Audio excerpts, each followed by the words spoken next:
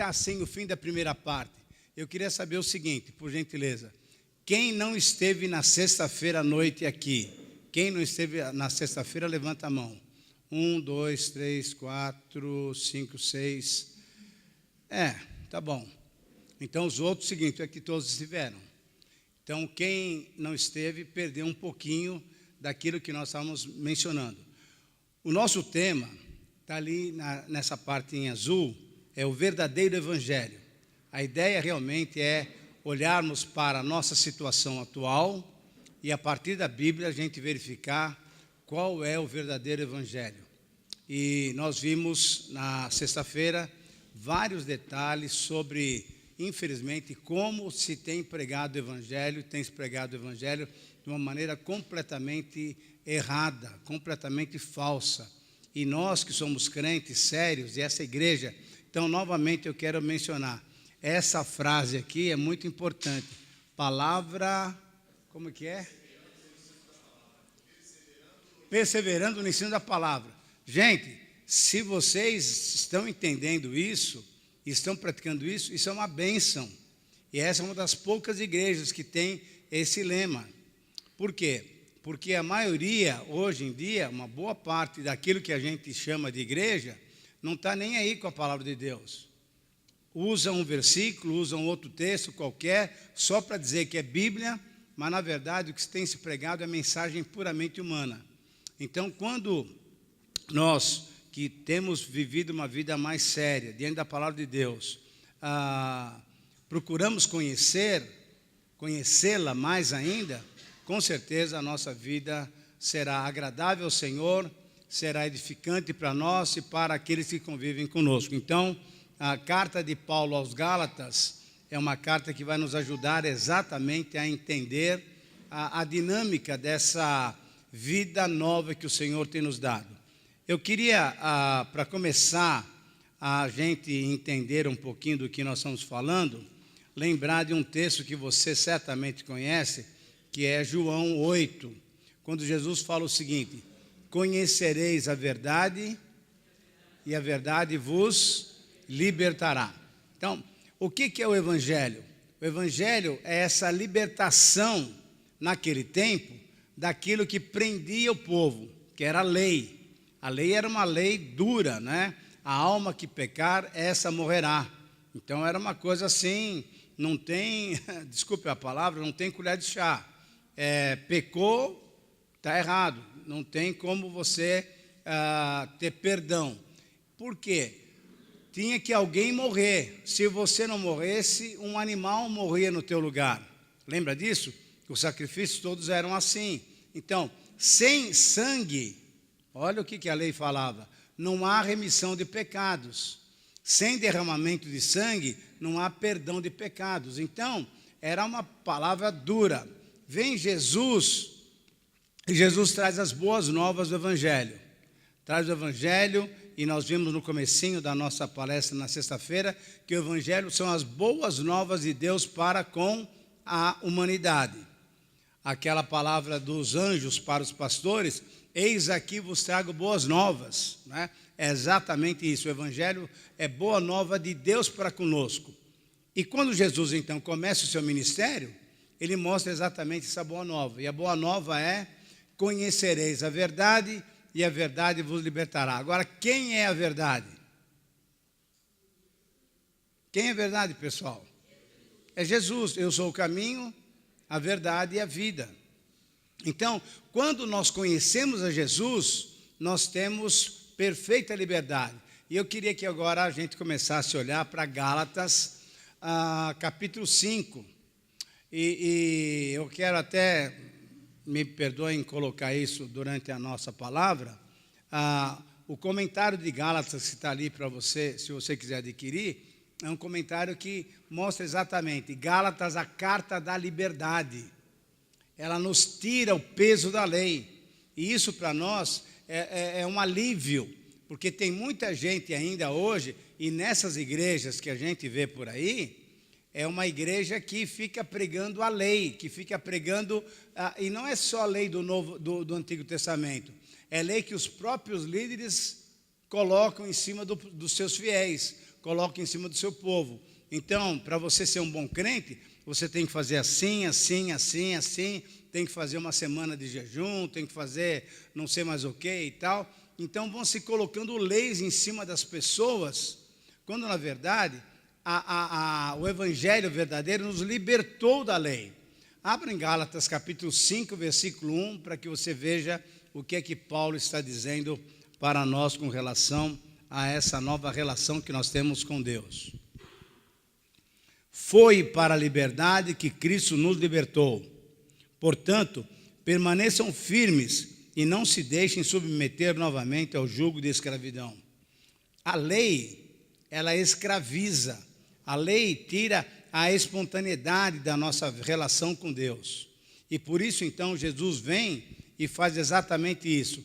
Ele liberta-nos da lei. A partir daí, então, nós temos condições de poder viver uma vida agradável a Ele, uma vida de acordo com a sua vontade. Exatamente agora que eu ia começar a mostrar os slides, deu algum pepino aí, mas a gente vai conseguir fazer as coisas direitinho, se Deus quiser. Muito bem, o que eu queria apresentar para vocês agora no começo são as incoerências do falso evangelho. Nós mostramos na sexta-feira algumas verdades com relação ao evangelho. E nós procuramos destacar também a obra desses falsos ministros, desses falsos profetas, desses falsos doutrinadores. Mostramos também que a mensagem deles é uma mensagem que está corroendo as vidas. O nosso irmão, cadê ele? Trombone, que chama? Está ali. Ele veio me perguntar uma coisa que ele falou que ficou meio sem jeito de perguntar na sexta-feira. Mas eu queria que todos nós pudéssemos ouvir a minha resposta, porque a pergunta dele é uma pergunta muito legal. Abram, por gentileza, em Filipenses capítulo 1. Luiz está vendo as coisas aí? Tá bom.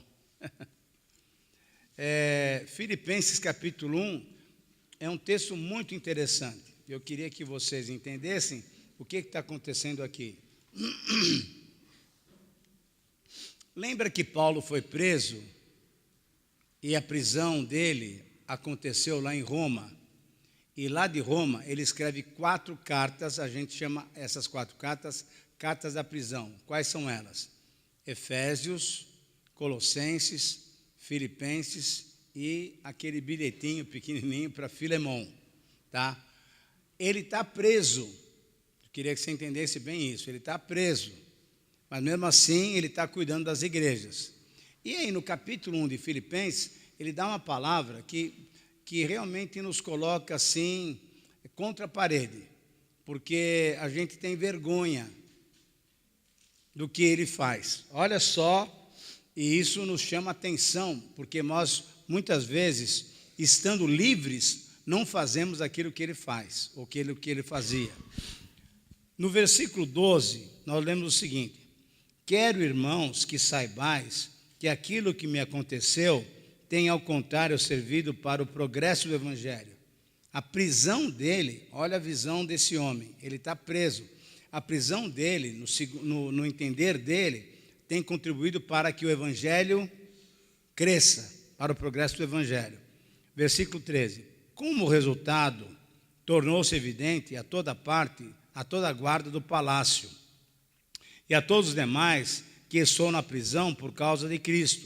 Quer dizer, eu estou preso e isso ficou claro para todo o pessoal que serve como guarda no palácio, e ali o palácio é de Nero, tá bom?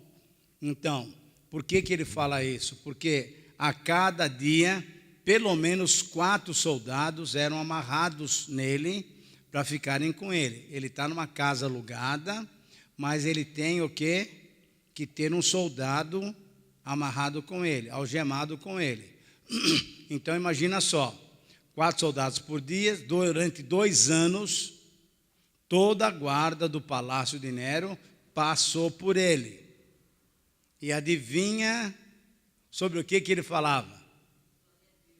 Ele não falava sobre futebol, nem sobre a Itália, não, falava sobre Jesus. Então, olha o que ele fala no finalzinho do versículo 13. Eu estou na prisão por causa de Cristo. Então, vamos imaginar um soldado lá falar: ô, seu Paulo, o que está acontecendo? Por que o senhor foi preso? Aí ele fala: olha, eu fui preso porque eu estou anunciando as boas novas do Senhor Jesus Cristo. Mas que negócio, quem é esse Senhor Jesus Cristo? Eu tenho um Senhor que é César.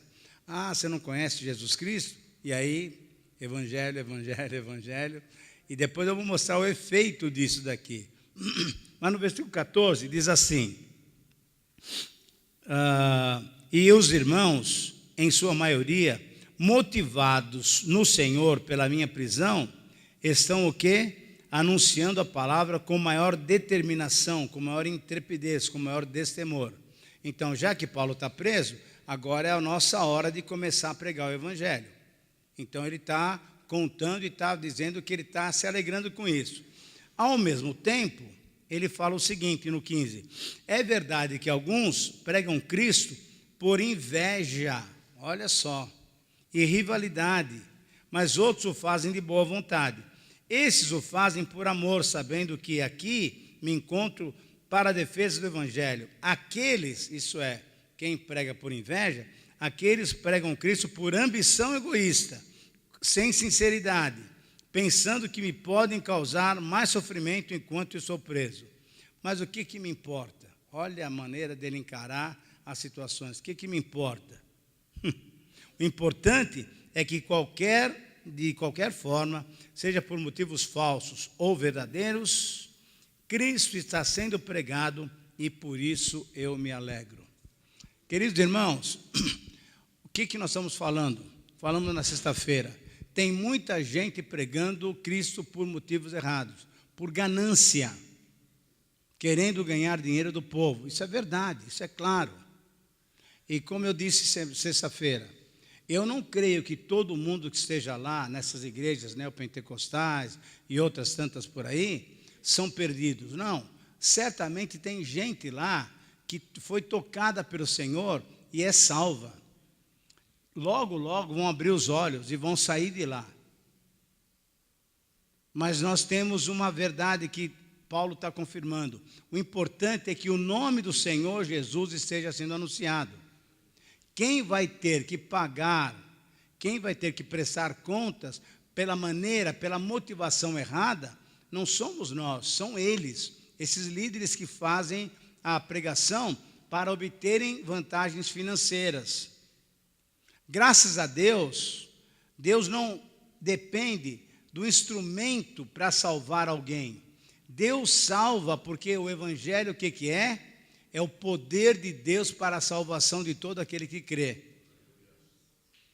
Então, se eu sou um profeta falso, mas prego o evangelho, o poder do Senhor no evangelho, na palavra pregada, vai poder transformar vidas. Mas eu, como instrumento errado, falso, eu vou ter que prestar contas ao meu Deus. E aí a coisa vai ser difícil. Então, eu não tenho problema que algumas igrejas por aí, essas que a gente chama de igreja, que eu acho que não é igreja, mas enfim, eles estão pregando. Não, deixa falar, fala de Jesus, aleluia. O que nós devemos fazer então é ajudar os nossos irmãos, ou nossos vizinhos, nossos parentes, que estão nessas igrejas, para abrir os olhos para a verdade do evangelho. Mas se aceitaram a Cristo, se receberam o Senhor Jesus lá naquele local, aleluia. O Senhor é que sabe se houve uma conversão de fato ou não. Porque, como nós falamos também, o nosso grande problema é que a gente fica muitas vezes julgando a liderança e esquece do povo. O povo é ganancioso, o povo é ambicioso. Então ele quer rapidamente o quê? que a minha doença seja curada, que o meu salário seja aumentado, que a minha casa seja comprada. Então, se tem gente prometendo isso, eu quero seguir. Então, precisa ver a motivação da pessoa. Se ela realmente crê no Senhor Jesus Cristo, ela é salva, independentemente do instrumento. Vocês querem ver um exemplo muito interessante? É até engraçado. Lá no livro de Números, temos uma história muito interessante de um profeta chamado Balaão. Lembra disso? Quem era esse homem? Era um profeta, mas que era um profeta que tinha uma visão muito financeira, né? Ele queria ganhar grana. E aí, então, alguns outros reis contra Israel o contrataram para fazer profecias contra Israel. E aí o que aconteceu é que toda vez que ele orava, em vez de Deus amaldiçoar Israel, Deus abençoava. Mas ele percebeu isso e foi falando o seguinte: olha, não dá para orar assim, esse povo é um povo escolhido e tal. E ele foi querendo o quê? Cada vez mais presentes, bens, roupas novas, bens e assim por diante. Até que um dia, foi muito interessante essa passagem, ele está andando pelo caminho e aparece um anjo. Mas como ele é um homem que não é de Deus, ele não percebe o anjo. A mula percebeu. E a mula fala com Balaão. Agora, o que eu fico pensando é o seguinte: para uma mula falar, ela só pode falar com um burro. Você já entendeu, né? O homem é tão fechado, tão burro, tão fechado para Deus, né? Que teve que Deus usar uma mula para falar com ele. Então, se Deus usa uma mula, desculpe a brincadeira, Deus pode usar qualquer pessoa para falar do Senhor Jesus e pode trazer gente para o Senhor, para a salvação. Então, o que Paulo está falando é o seguinte: olha, eu estou nem aí. Se Jesus está sendo pregado, glória a Deus, aleluia, porque o poder do Evangelho não depende da minha boca. O poder do Evangelho está no Evangelho, porque é boa nova do Senhor para conosco. Amém? Então, quando a gente olha para todo esse quadro, a gente vai ver então agora algumas incoerências do Evangelho, do falso Evangelho. E a partir daqui então a gente começa a perceber o que Deus quer para a gente. E a gente vai ver então depois o que é o verdadeiro Evangelho. A pergunta que a gente deve fazer é o seguinte: o pessoal não pensa, o pessoal quer realmente ganhar as pessoas de qualquer maneira.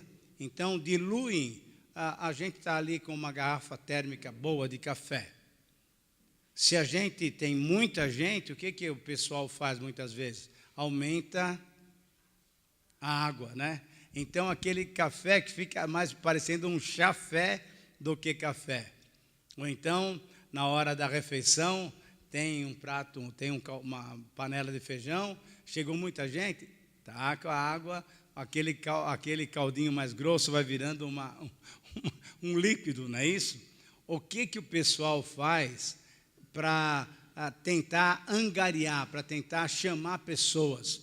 Isso, sabe, irmãos queridos, é uma pena isso, a gente tem que admitir. Mas essas igrejas estão cheias, estão explodindo, mas com uma falsidade impressionante.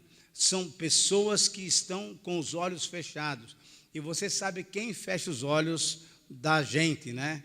É Satanás, que cega os olhos do entendimento para que a gente não veja o Evangelho de Cristo. Então, esse pessoal é incoerente em pregar algumas coisas. Por exemplo, por que despertar nos cristãos o desejo de abandonar a verdadeira missão? Eles nem falam da missão do cristão, mas nossa missão é sermos sal e luz. Mas você vai ouvir essas pregações, nem pensa. O que eles estão pregando, o que é? Vem para cá, tua vida financeira vai melhorar, você vai ter prosperidade e tal. Quer dizer, é errado, é completamente errado não se pregar o verdadeiro Evangelho. Então se prega alguma outra coisa e se abandona aquilo que é essencial para nós, que é a nossa missão. Qual é a nossa missão agora, nós que estamos aqui nessa manhã? é sermos sal e luz, é mostrarmos ao mundo, é mostrarmos à nossa família, aos nossos vizinhos, aos nossos colegas de serviço, que nós somos diferentes, e somos mesmo. E temos que ser. Não dá para a gente se adequar à situação do mundo.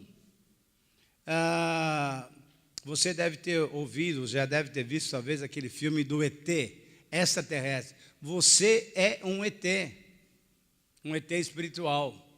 Por quê? Porque você não faz parte desse mundo. A nossa cidadania, queridos irmãos, é cidadania celeste. Embora, agora no mês de outubro, você vai ter que cumprir o seu dever cívico com essa pátria que você tem, chamada Brasil, e você vai lá um dia, lá vai votar. Ore bastante para falar nisso, para que Deus dê sabedoria, para você saber escolher a pessoa que merece o seu voto. Mas a nossa pátria não é o Brasil. A nossa pátria é o Senhor, é céu, é a nova Jerusalém. Essa é a verdadeira pátria. Então, nós estamos aqui como mensageiros, como embaixadores de Cristo. E a partir daí, então, somos sal e luz. Uma outra verdade que a gente precisa entender é que muitas vezes se desperta no cristão o desejo de acumular tesouros o quê? Aqui na terra, alguma coisa muito efêmera, isso é, alguma coisa muito passageira. E a partir daí, então, o que nós vamos fazendo? Tudo que é possível a gente fazer para ganhar dinheiro, para acumular bens, para a gente ter uma poupança gorda, etc. e tal, a gente faz. Quando, na verdade, o tesouro cristão deve ser acumulado e guardado para a eternidade. Eu não sei se os irmãos conhecem um cântico que diz assim: lá está o meu tesouro, lá onde não há choro. Conhecem essa música? Não. Lá está o meu tesouro, lá onde não há choro, onde todos cantaremos juntos. Enfim, é uma música que mostra exatamente, lá está o meu tesouro, lá onde não há choro. Aqui tem choro. E tem choro do quê? Porque aqui, o tesouro que você acumula, você pode perder pela inflação, você pode perder pelo preço do petróleo. Por falar nisso, o preço da gasolina está cada vez mais alto. Você pode perder pelo preço do dólar, você pode perder porque alguém assalta a tua casa ou os seus bens. Lá onde você deve acumular tesouro, lá não há choro, lá não há tristeza.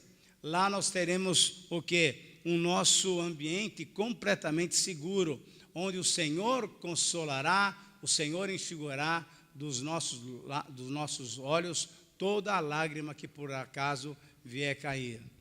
Então, aonde que eu coloco a minha energia, aonde que eu coloco a minha força para ganhar dinheiro? Eu ganho dinheiro, uso o dinheiro aqui de uma maneira sábia, mas eu estou acumulando tesouro, na verdade, no céu. É interessante a passagem de Paulo aos Filipenses, lá no capítulo 4, que vocês conhecem bem, capítulo 4, versículo 13. Tudo posso naquele que me fortalece. E Paulo, então, está agradecendo a igreja, porque a igreja tem mandado ofertas para ele. E aí ele fala o seguinte: olha, eu dou graças a Deus por vocês. E dou graças a Deus também por essas ofertas. Mas eu queria dizer para vocês o seguinte, olha a visão de Paulo. Eu queria dizer para vocês o seguinte: eu não estou interessado na oferta de vocês, porque eu sei estar contente, como? Em toda e qualquer situação. O que me interessa, olha só, é que quando vocês estão ofertando para mim, vocês estão fazendo o quê? Com que a conta corrente de vocês nos céus receba os créditos. Gente, a nossa conta corrente não é no Banco Itaú, no Bradesco, não sei em que banco aí que você tem conta. A nossa conta corrente está lá no céu. A maneira como você dizima, a maneira como você oferta, a maneira como você serve o Senhor, cada ato nosso é visto por Deus e isso vai na nossa folha corrida. Olha, Itamir fez isso, Itamir fez aquilo e assim por diante. É muito gostoso saber que nós temos um Deus que olha para aquilo que nós fazemos e registra aquilo que nós fazemos de bem. Muitas vezes a gente pensa que Deus é aquele juiz duro, né, que está só querendo anotar os nossos erros. Eu queria te mostrar uma outra faceta do nosso Deus.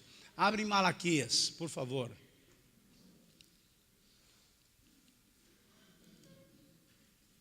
E Malaquias, quando eu falo de Malaquias, muita gente já pensa em 3:10.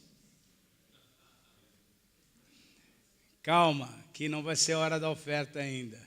Vai ter ainda, mas não é agora. Mas eu quero que você olhe para Malaquias 3:16. Olha que coisa bonita que nós vamos ouvir um dia. Malaquias 3:16, se você puder abrir ali, e você pode até marcar esse texto, porque é um texto muito gostoso para a gente se alegrar diante do Senhor. Depois, aqueles que temiam o Senhor conversavam uns com os outros, e o Senhor, olha só, e o Senhor os ouvia com atenção. Então, foi escrito um livro como um memorial na sua presença, acerca dos que temiam o Senhor e honravam o seu nome. Sabe o que está acontecendo nessa manhã? Lá no céu, que embora não tenha amanhã lá no céu, ela é sempre o dia do Senhor. O Senhor está falando para o Gabriel: Gabriel, digita aí, porque agora a informática já chegou no céu também. Digita aí, está vendo aquele pessoal lá da Graça Plena? Aonde, Senhor? Não estou olhando aqui, não estou... Não, ali na zona norte de São Paulo e tal. Ah, está vendo ali, tem um grupo lá falando do Senhor. É, exatamente, então anota o nome desse pessoal aí, ó. Anota, o teu nome está sendo colocado diante de Deus nessa manhã. Gente, isso é maravilhoso. Isso não sou eu que estou falando, é a Bíblia que está falando. Veja só, depois aqueles que temiam o Senhor, estou lendo novamente o versículo 16, conversavam uns com os outros e o Senhor os ouvia com atenção. Foi escrito um livro como um memorial na sua presença, acerca dos que temiam o Senhor e honravam o nome dEle. É isso que nós estamos fazendo agora nessa manhã.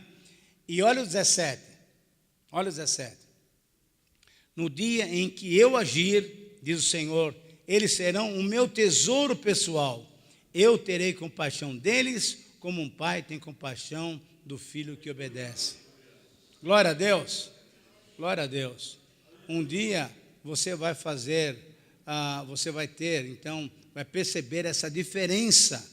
E o 18 fala isso: naquele dia vocês perceberão a diferença entre o justo e o ímpio, entre os que servem a Deus e os que não servem. Nós, pela graça de Deus, misericórdia de Deus, nós servimos a Deus.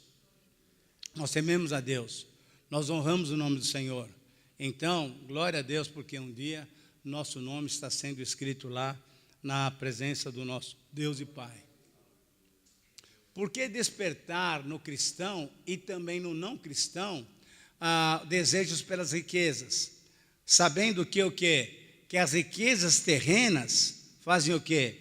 Dificultam a nossa dependência do Senhor. Você lembra da parábola do semeador? Saiu um homem para semear e foi semeando aonde? Algumas sementes caíram na beira do caminho, uma terra dura, né, que é pisada, e logo as aves vieram, ela não penetrou na terra e fez o quê? Comeram a semente. Uma outra parte da semente caiu aonde? Caiu entre os pedregulhos, né? Aquela parte da terra que tem mais pedregulhos do que terra mesmo. Ela cresceu um pouquinho, logo depois morreu. E uma outra parte caiu entre os espinhos. E o Senhor Jesus disse o seguinte, que esses espinhos são o quê? As riquezas desse mundo.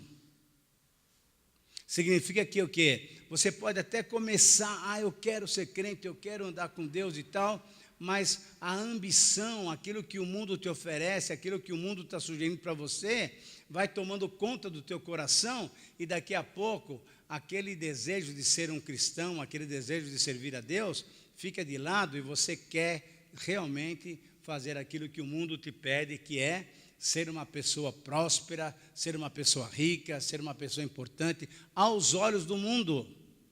Aos olhos do mundo. Você lembra também daquela parábola que o Senhor Jesus disse, tem um homem que era bem de vida, né? e plantou, e colheu, e aí não tinha mais nem lugar para guardar a colheita. Aí ele falou o seguinte: bom, o negócio é o seguinte, eu vou derrubar tudo isso daqui, vou construir uma coisa nova para poder guardar toda a colheita. E aí eu vou fazer o seguinte, eu vou descansar, vou curtir a vida. O que o Senhor Jesus falou? Louco. Por quê? Porque na hora certa Deus chama a gente para prestar contas. E aquilo que a gente preparou, para quem que vai ficar? Consegue entender, queridos irmãos, que muitas vezes esse evangelho que é pregado por aí simplesmente nos leva a nos afastarmos do Senhor, a não dependermos do Senhor? Se a pessoa ela está muito bem de vida, tenta evangelizar essa pessoa. Eu não preciso disso. O meu dinheiro resolve tudo.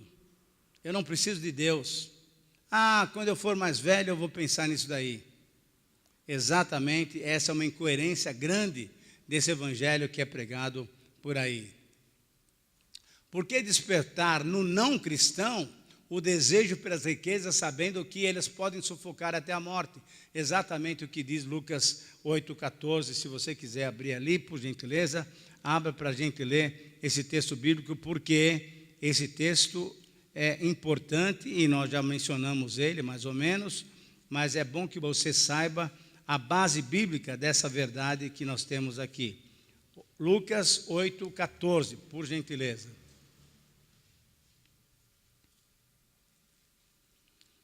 As que caíram entre os espinhos são os que ouvem, mas ao seguirem o seu caminho são sufocados, olha só, pelas preocupações, pelas riquezas e pelos prazeres da vida. Então nós temos o quê?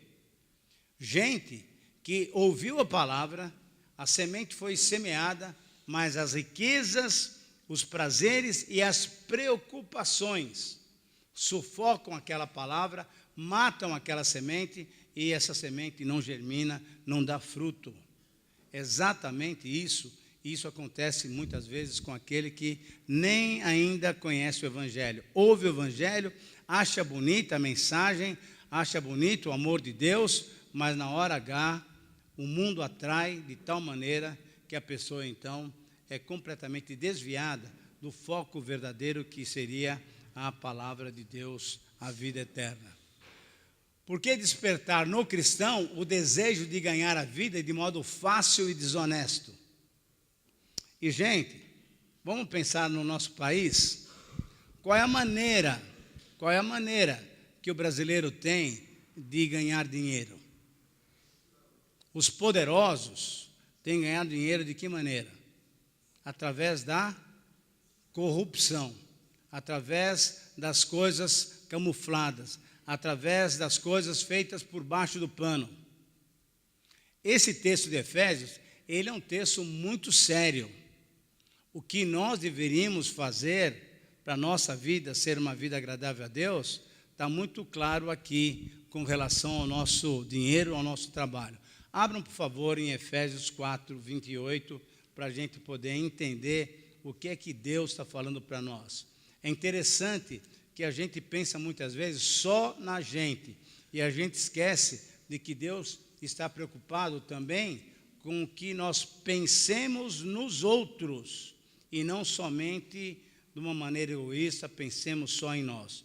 Efésios 4, 28 está nos mostrando como é a vida que Deus quer que nós vivamos. E olha só o que ele fala. Eu vou começar a ler do 25, só para você entender o contexto. Portanto, cada um de vós deve abandonar a mentira e falar a verdade. O que não está acontecendo no nosso país, principalmente com as autoridades. É um bando de mentirosos. Prometem isso, prometem aquilo, principalmente agora na hora da eleição, e depois você sabe que não acontece. Então, ao invés de falar mentira, fale a verdade com o seu próximo, pois todos somos membros do mesmo corpo. O pior é quando nós cristãos mentimos dissimuladamente para com os nossos próprios irmãos. Isso não pode acontecer no meio da igreja, no meio do povo de Deus. É sim, sim. É não, é não. Mas aí ele continua: quando vocês ficarem irados, não pequem, apaziguem a sua ira antes que o sol se ponha, e não deem lugar ao diabo. Agora, olha o versículo 28, que é isso que nos interessa. O que furtava, não furte mais, antes trabalhe, fazendo algo de útil com as mãos, para que tenha, olha só, o que repartir com quem estiver em necessidade. Para que você trabalha? Já pensou nisso? Você trabalha para quê? Só para o teu sustento? Só para a tua família? Sério, né? Trabalhe de uma maneira honesta, para que você tenha também com o que repartir com aquele que tem necessidade. O que nós percebemos, então, que esse evangelho verdadeiro, ele pede que a gente lance o nosso olhar para as pessoas que estão ao nosso redor. O que o falso evangelho faz, ele fala o seguinte: olha, você tem que trabalhar para você, acumule o máximo que você puder, é para você, para a sua família, etc, etc, etc. Sabe o que acontece com muita gente? Muitos chefes de família trabalham, muitas vezes se esgotam todo, morrem e deixam muito dinheiro para os filhos. Sabe o que acontece? Briga dos filhos. Ele acumulou, e em vez de ser uma bênção para a família, os filhos vão ficar brigando agora para ver quem tem a maior parte. Essa é a visão que o mundo nos dá, essa é a visão que o falso evangelho nos dá. A visão que o verdadeiro evangelho nos dá é que você pode ser uma pessoa abençoadora. Você trabalha, sustenta a tua família, faz as coisas da melhor maneira possível, mas também você está pensando nas pessoas que têm necessidade e você reparte aquilo que Deus tem lhe dado. Porque, na verdade, quem é que tem dado energia para você? É Deus. Quem tem dado saúde? É Deus. Quem tem dado emprego para você? É Deus. Então, tudo é de Deus. Tudo é de Deus. E aquilo que eu faço é só administrar aquilo que Deus tem me dado. Então, veja que muitas vezes essa pregação que se tem por aí é completamente incoerente com a verdade do Evangelho. Sexto lugar, por que despertar no cristão o desejo pelo contentamento irreal? O desejo pelas riquezas nos leva a uma vida de muitos sofrimentos. É interessante isso, né? Só nessa área financeira, você veja quantos versículos que nos ajudam a entender o que é que Deus quer de nós. E o que o mundo nos oferece é uma vida aparentemente muito tranquila. Muito dinheiro, muita felicidade. Será que o dinheiro compra felicidade? Interessante que em 1 Timóteo nós temos uma outra verdade que nós precisamos aprender e colocar em prática. Abra lá no capítulo 6, é bem no finalzinho da primeira carta de Paulo a Timóteo. Ele dá uma palavra muito interessante para todos nós. Capítulo 6, do versículo 6 até o versículo 10. De fato, a piedade com contentamento é grande fonte de lucro. O que você quer lucrar? Você quer lucrar dinheiro, posses, bens, ou você quer lucrar alguma coisa que realmente tem valor, que é a piedade, uma vida santa, uma vida honesta, uma vida correta? Versículo 7. Pois nada trouxemos para esse mundo e dele nada podemos levar. Por isso, tendo o que comer e com o que nos vestirmos, e sejamos com isso o quê?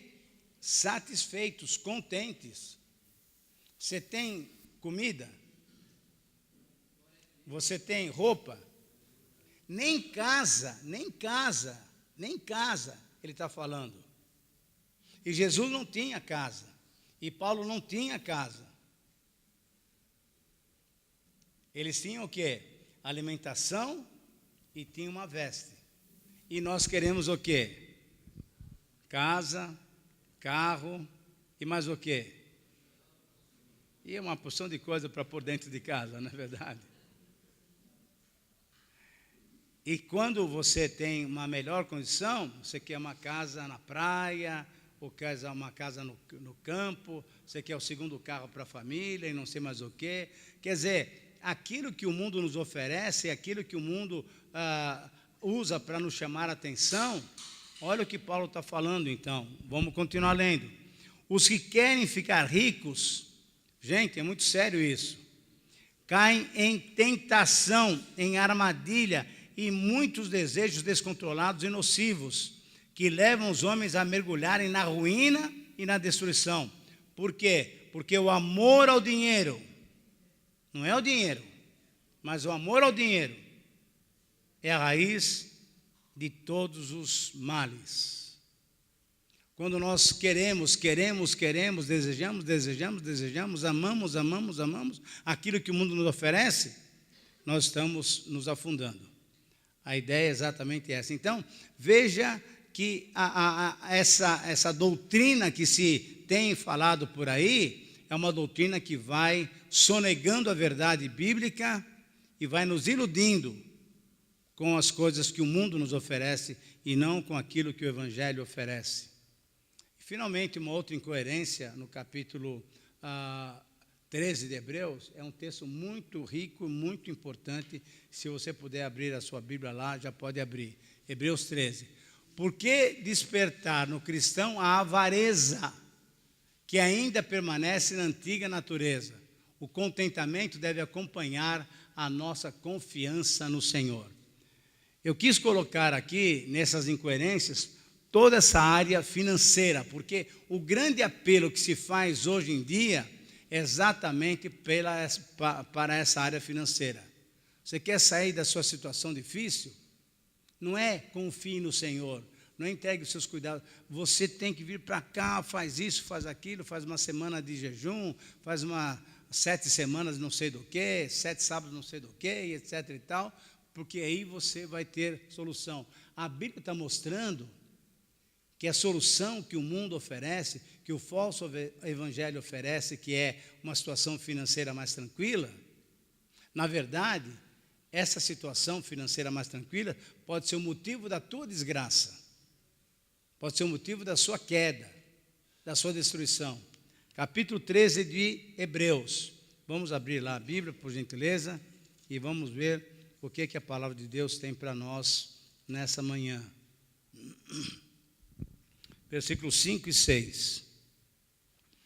Conservem-se livres do amor ao dinheiro e contentem-se com o que vocês têm, porque Deus mesmo disse: nunca o deixarei, nunca o abandonarei. Podemos, pois, dizer com confiança: o Senhor é o meu ajudador, eu não temerei. O que me podem fazer os homens?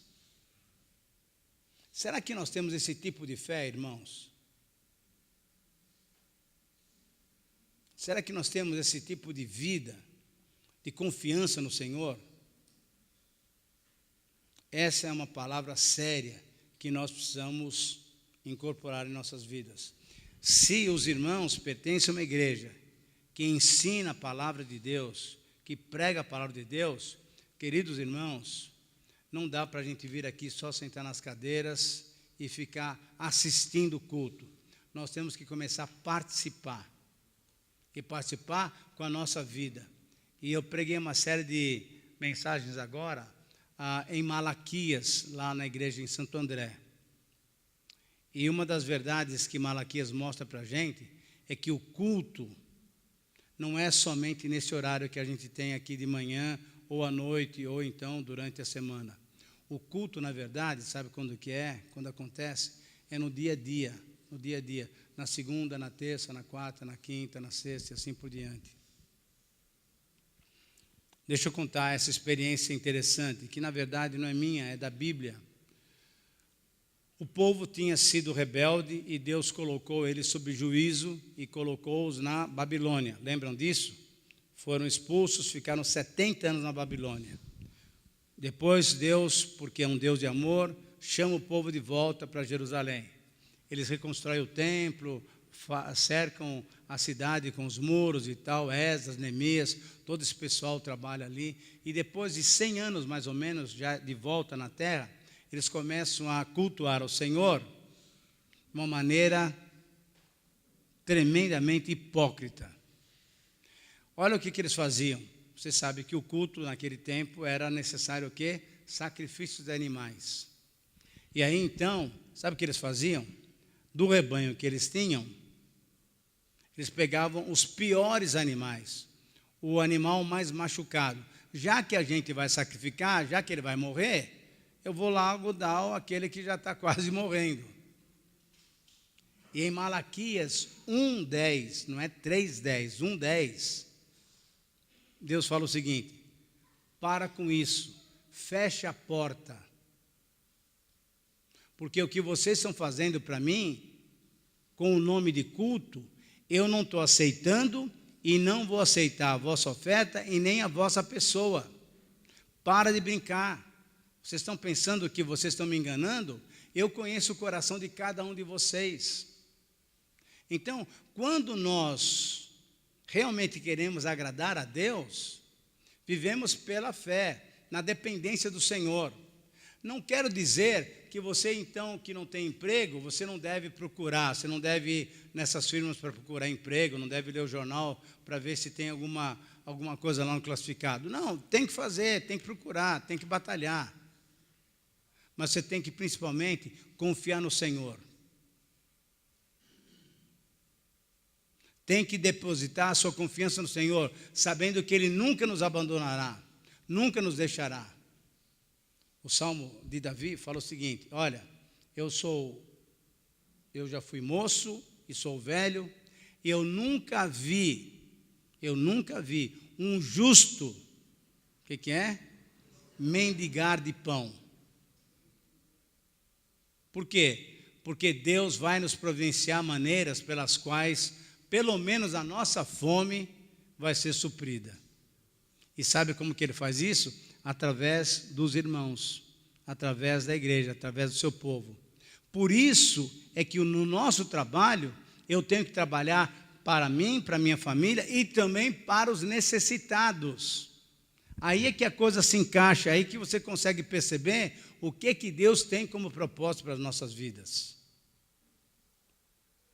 Queridos irmãos, esse evangelho que tem sido pregado aí é uma incoerência atrás de outra incoerência. Então, fiquemos atentos, tenhamos discernimento para não entrarmos nessas promessas que nem Deus promete. Deus promete aqui Paulo está falando o quê? Roupa e alimentação, e só. Então, cuidado com as falsas promessas, cuidado com o falso evangelho, e por isso, então, eu gostaria que nós olhássemos para o verdadeiro evangelho, e com isso a gente vai chegando no final. Abra agora a sua Bíblia em Mateus capítulo 5. A primeira proclamação do Senhor Jesus vai se dar exatamente naquilo que nós chamamos de Sermão do Monte. E aqui nós temos o extrato do que é ser um cristão verdadeiro. Você conhece esse texto chamado como as bem-aventuranças. Eu queria propor para vocês uma mudança de nome, que é uma mudança importante para que a gente possa entender o que o Senhor Jesus está falando.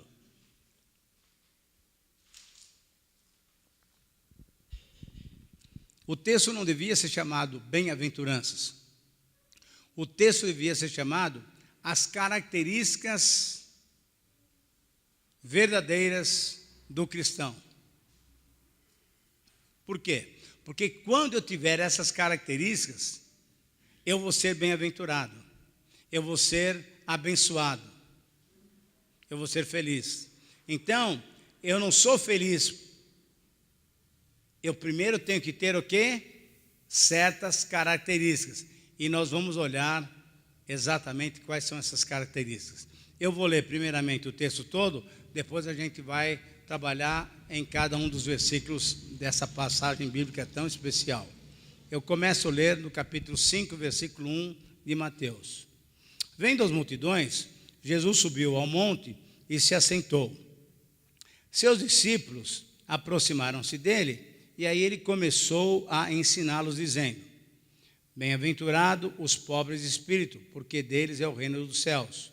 Bem-aventurados os que choram, pois serão consolados. Bem-aventurados os humildes, porque receberão a terra por herança. Bem-aventurados os que têm fome e sede de justiça, porque serão o quê? Fartos. Bem-aventurados os misericordiosos, porque obterão misericórdia. Bem-aventurados os puros de coração, porque verão a Deus.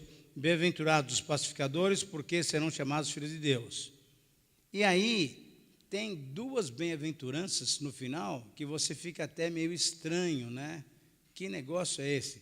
Bem-aventurados os perseguidos por causa da justiça, porque deles é o reino dos céus. Dá para a gente perceber que tem muita gente que prega o evangelho, mas corta esse versículo. Não fala de perseguição, não fala de dificuldade, ele só fala das coisas boas. Mas ainda tem um outro versículo, olha lá, de 11, bem-aventurados os que serão o quê? Por causa do meu nome, vos insultarem, perseguirem e levantarem todo tipo de calúnia contra vocês. Alegrem-se, regozijem-se. Por quê? Porque grande é a sua recompensa nos céus, pois da mesma maneira que perseguiram os profetas que viveram entre vocês, assim também farão com vocês. Interessante, né? Vamos entender então o que é o Evangelho. O que Jesus está dizendo nessa passagem muito interessante. Primeiro, através das palavras de Jesus, o verdadeiro Evangelho promete o quê? O verdadeiro Evangelho, não é o falso Evangelho. Jesus promete o quê? Que seremos felizes por dependermos completamente de Deus. Qual é esse texto? Vamos olhar na Bíblia novamente. O que está falando aí? Bem-aventurado quem? Os pobres de espírito. O que é pobre de espírito? Não é só pobre financeiramente, mas é aquele que reconhece que ele, na verdade, é um miserável diante de Deus. É um pobre diante de Deus. É pobre espiritualmente, eu não tenho nada para oferecer diante de Deus. Diante desse Deus tão rico e bom e santo, eu não tenho nada de bom para oferecer. Quando eu reconheço isso na minha vida, aí sim eu serei feliz. Aí sim eu terei a recompensa. Aí sim o quê? Aí sim eu terei o quê? O próprio reino de Deus. Quando eu me humilho e reconheço que eu não sou nada, que eu sou dependente de Deus, aí sim eu serei feliz. E a palavra no grego, é muito interessante essa palavra, bem-aventurado, é makarios. Ela quer dizer, feliz com a felicidade que só Deus dá. Não é felicidade a troco de banana aqui, não. Ah, ganhei um aumento, estou feliz. Ah, eu fui sorteado em qualquer coisa aí, essas inscrições de supermercado e tal, estou feliz. Não é essa, a felicidade é passageira.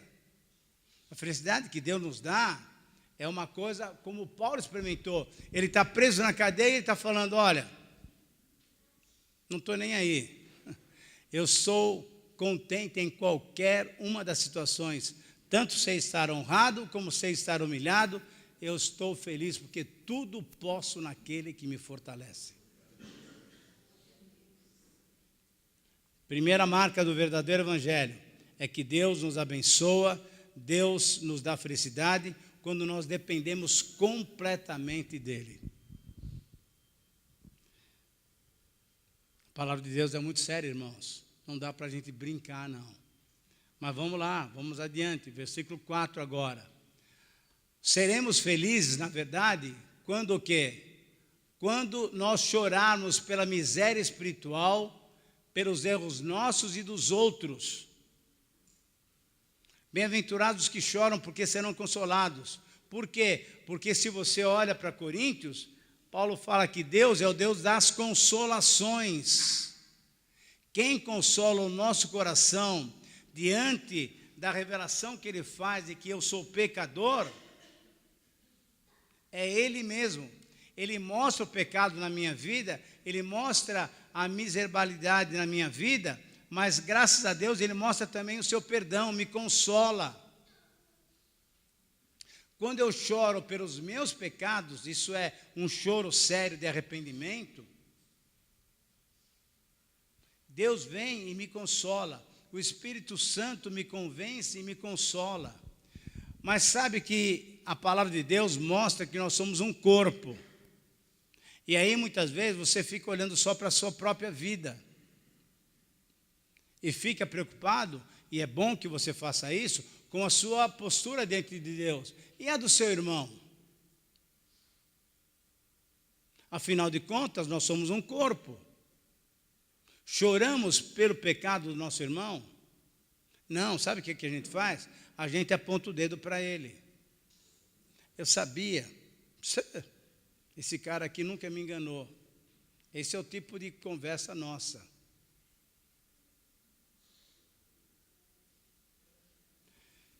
Deixa eu dar um pequeno exemplo. Uma das coisas que a gente pode olhar para o exército americano e ter um bom exemplo, é isso que eles fazem. Nós temos muitas críticas com relação aos americanos, temos mesmo. Mas uma das coisas que o exército faz, quando eles estão em guerras, eles estão em guerra por tudo quanto é lado do mundo, né? Eles nunca deixam um soldado que caiu, que morreu lá. Eles vão sempre fazer aquelas missões e tal, e trazem pelo menos o corpo do soldado para a terra, né? Para a pátria deles. Sabe o que nós fazemos? Nós somos um exército. E quando cai alguém, a gente não quer nem saber. O problema é dele e de Deus. Eu cuido da minha vida e você que se vire. Ah, queridos irmãos, nós precisamos ser sensíveis. O Senhor Jesus chorou. Ele era Deus. Chorou por Jerusalém. Chorou pelas pessoas. O Senhor Jesus tinha compaixão das pessoas. E nós não temos compaixão. Então, você quer ser feliz? O verdadeiro evangelho diz que você pode ser feliz quando você tiver o quê? Sensibilidade. Quando você tiver o quê? Compaixão. Pelo seu irmão. Porque ele faz parte do corpo, do mesmo corpo de você, do corpo de Cristo. Se nós queremos ser uma igreja que realmente ama o Senhor e vai receber a bênção, a felicidade que vem do céu, nós precisamos começar a nos amar mutuamente, nos alegrarmos com quem se alegra, mas chorar com quem chora. E podemos chorar sim. Muitas vezes alguém peca, muitas vezes alguém sofre uma situação difícil. Você tem que ser aquela pessoa que fala, olha, encosta a tua cabecinha no meu ombro e chora. Lembra dessa música antiga? Exatamente aqui que você vai mostrar o seu amor, o verdadeiro evangelho. Então, ali, naquelas igrejas por aí, o que se prega por aí é o seguinte, cuida da tua vida. Não tem esse amor para com os irmãos. Aqui não. O verdadeiro evangelho é um verdadeiro evangelho que mostra o quê? O meu interesse pela vida do meu irmão. Agora, sozinho, olha, esquece, você não vai conseguir. Tem que ser no poder do Espírito Santo. Tem que ser o Espírito Santo atuando em você para que a coisa possa funcionar. Vamos continuar para a gente perceber tudo que o Senhor tem para nós nesse verdadeiro evangelho tão especial. Versículo 5. Seremos felizes por entregarmos a Deus os nossos direitos e dependermos das suas poderosas promessas. O que está falando aí na sua Bíblia? Vê lá. Bem-aventurado o quê? Os mansos. E aí você tem uma palavra que muitas vezes o mundo entende de uma maneira completamente errada. O que o mundo fala do manso? O manso é o boboca. O manso é o último a saber. O manso é o porque é traído. O manso, e aí você sabe que tem umas palavras bem ruins com relação ao manso, né? Então, alguns de vocês já perceberam, tira essa palavra da tua cabeça, hein? Eu sei que vocês estão pensando aí. Mansidão é outra coisa. Mansidão bíblica é outra coisa. Sabe o que é? Anota aí se alguém estiver anotando. É entregar os nossos direitos a Deus. Porque, na verdade, eu e você não temos direito. Que direito que você tem? Tem direito à vida? Quem te deu a vida? Deus. Então, que direito você tem? Você tem direito sobre o seu carro? Quem te deu dinheiro para comprar o carro? Meu trabalho. Quem te deu o trabalho? Quem te deu energia? Quem te deu saúde? É tudo de Deus, nós não temos nada, gente. Nós viemos, desculpe a palavra, mas é verdade, nós viemos nus e vamos voltar ao quê? Com um terno, com um vestido aí meio fajuto, com umas flores em cima da gente, só. E na verdade, a gente está indo sem nada. Então, que direito que você tem? Mansidão é entrega dos direitos a Deus. Agora eu vou dar uma ilustração que você vai poder entender exatamente isso daí. Você já viu filme, qualquer filme aí, ou talvez alguém já tenha experiência no próprio campo, de cavalos selvagens. O que eles fazem? São fogosos, são fortes, né? Ficam correndo para lá e para cá, e são poderosos, né? O que precisa fazer para domar um cavalo? Você tem que colocar a sela em cima dele e tal, e domando, etc. e tal, e aí até que ele fique o quê? Um animal manso. Entenda bem. Todo o potencial, toda a força do cavalo, antes de ele ser domado, está sendo conduzida para quê? Para nada, ele fica correndo para lá, para cá, sem propósito nenhum. Depois que ele é amansado, depois que ele é doutrinado, vamos dizer assim, todo aquele potencial dele vai embora ou fica com ele? Fica com ele. Só que agora é dirigido para uma coisa boa. Ou ele vai puxar o arado, ou ele vai carregar uma carroça, ou ele vai até correr, mas ele está agora sendo o quê? Bem direcionado. Por quê? Aquele potencial que ele tem foi entregue a alguém que tem mais cabeça do que ele. Sabe o que é ser manso? É você entregar aquilo que você tem nas mãos de quem sabe dirigir melhor do que você. É coisa séria, né? É muito sério isso daí. Gente,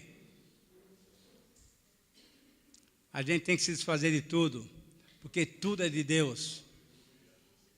E olha, a minha vida é do Senhor. E aí, quando eu entrego a minha vida, e se você é um cristão, você entregou a tua vida, sabe o que vem junto? Vem tua família, vem teus filhos, vem o seu estudo, o seu diploma, vem a sua casa, o seu carro, vem tudo, porque você entregou a sua vida para Deus.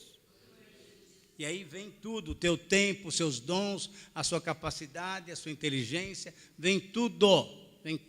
E glória a Deus, porque nós não temos direito a nada. Ele é que tem direito sobre as nossas vidas. Isso é o verdadeiro evangelho. Dá para entender isso daí? Agora vai pregar isso aí lá. O que é isso? Isso é verdade. Mais um, olha que coisa legal. Seremos felizes por fazermos a vontade de Deus em nossas vidas diárias. E aí sim, ficaremos fartos. Ficaremos satisfeitos. Quem tem fome e sede de justiça. Sabe o que esse evangelho falso prega, irmãos? Prega um evangelho de injustiça.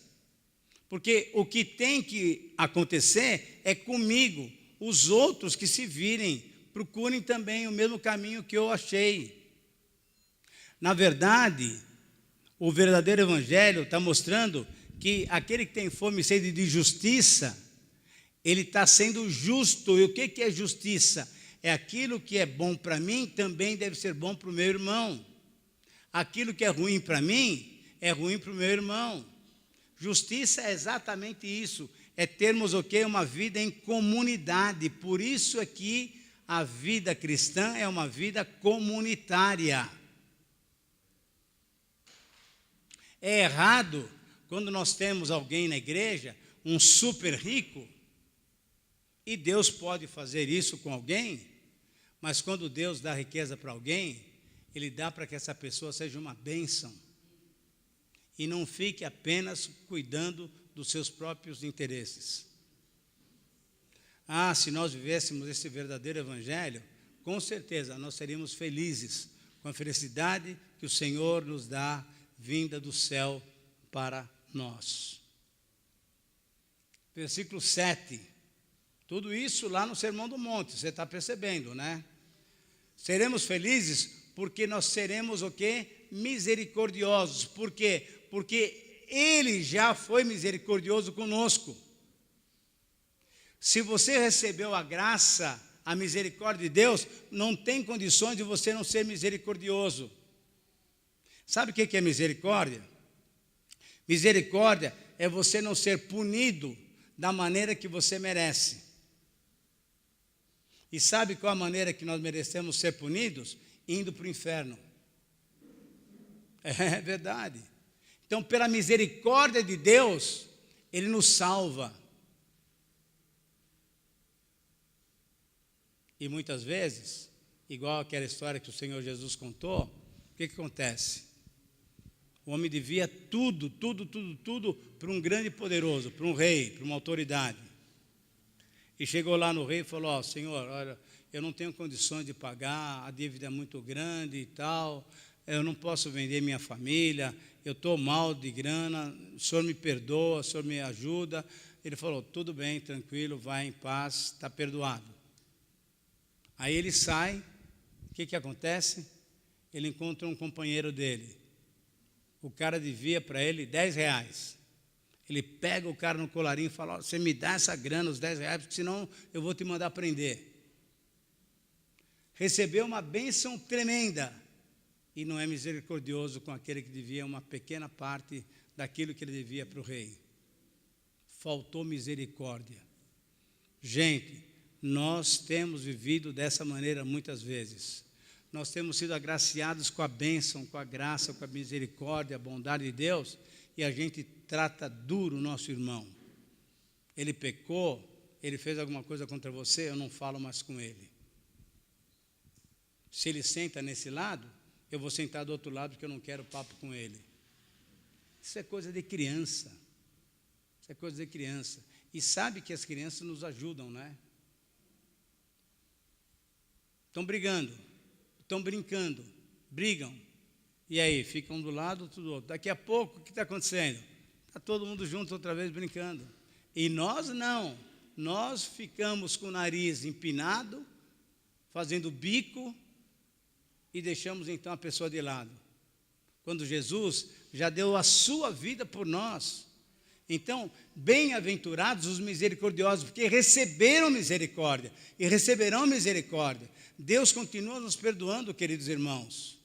Não é possível que no meio da igreja nós sejamos duros uns com os outros.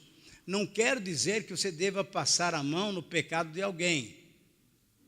Trate com seriedade, mas não seja duro demais, porque o Senhor não é duro com você. Porque se Ele fosse duro conosco, onde nós estaríamos?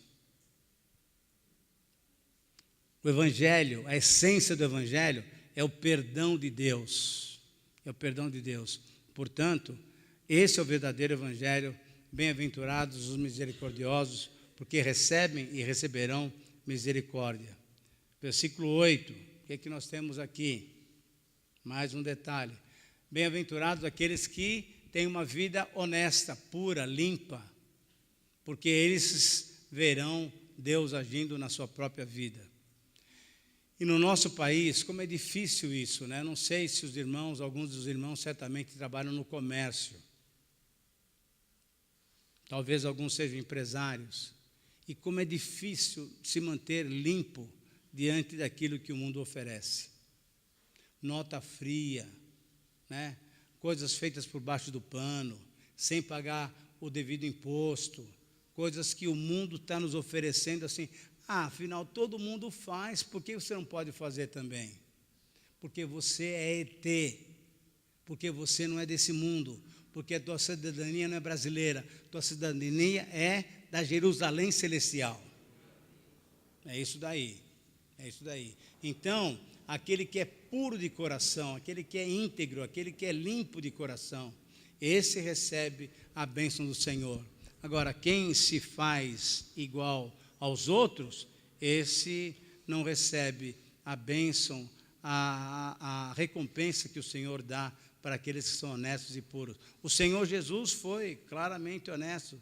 Lembra que naquela situação em que Pedro está com ele e vem alguém cobrar um imposto, o que ele faz? Ele podia falar, espera aí, eu sou Deus, eu sou o Senhor, não tenho que pagar imposto para ninguém. Ele fala, Pedrão, vai lá pescar e pega um peixe, porque na boca desse peixe vai ter uma moeda. E aí ele paga, e ele fala o seguinte, dar a César o que é de César, dê a Deus o que é de Deus. Gente, limpeza de alma, pureza de alma, é o que Deus quer de nós. Versículo 9. Então, se você está entendendo, essas palavras do Senhor Jesus, no comecinho do Sermão do Monte, descrevem para nós o que é o verdadeiro Evangelho. Não precisamos sair disso. Só com isso, nós já teremos um trabalho tremendo de colocar essas coisas em prática na nossa vida. Então, cuidado com essas doutrinas por aí. Mas vamos lá para o versículo 9. O que diz ali? Bem-aventurado aqueles que são o quê? Pacificadores. Isso é, aqueles que promovem a paz entre o pecador e Deus e entre as próprias pessoas. Significa o quê? Que um verdadeiro cristão, um cristão que vive o verdadeiro evangelho, é alguém que evangeliza. É alguém que promove a paz entre os homens e Deus. A pergunta que a gente tem que fazer, gente, numa avaliação honesta, nós estamos já no final do meio do ano, né? Julho, estamos terminando julho já. Quantas pessoas ouviram de Jesus através da sua boca, através dos seus lábios?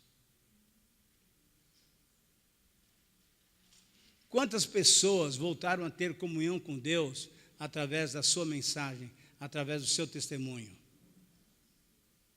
Será que pelo menos uma pessoa aceitou a Jesus Cristo? Isso é, está em ordem com Deus, através da sua e da minha palavra de testemunho? Você está entendendo o que é pacificador? Pacificador não é só aquela pessoa que ajuda no conflito entre dois irmãos, mas é principalmente aquele que ajuda a pacificação entre Deus e o homem, entre o homem e Deus. O homem é, por natureza, inimigo de Deus. E eu tenho a mensagem, você tem a mensagem, para que ele se torne amigo de Deus, que é o quê? Jesus morreu na cruz para perdoar o seu pecado, para fazer você ser reconciliado, caminhar novamente em paz com Deus.